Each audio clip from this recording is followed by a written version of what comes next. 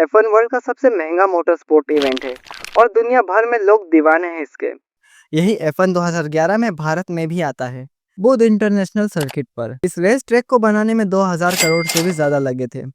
जिसे बनाया था जेपी स्पोर्ट्स लिमिटेड ने और इस ट्रैक को डिजाइन किया था famous F1 track designer Hermann Tilke ने, जिनकी वजह से F1 इंजन इंडिया में भी गूंजे और यही F1 का अट्रैक्शन लोगों को इस ट्रैक पर लाया और हजारों लाखों लोगों ने इस इवेंट को अगले 3 साल तक खूब एंजॉय और पसंद किया।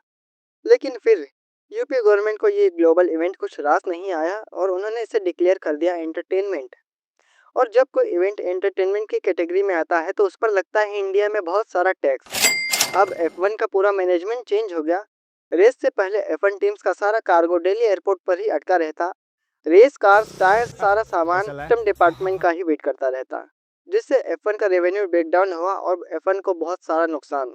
और गवर्नमेंट ने सीधे F1 ग्लोबल को टैक्स नोटिस भेजना शुरू कर दिए, जिससे F1 ने कहा ये हमसे ना होगा और 2014 में F1 इंडिया को बाय बाय कर देती है।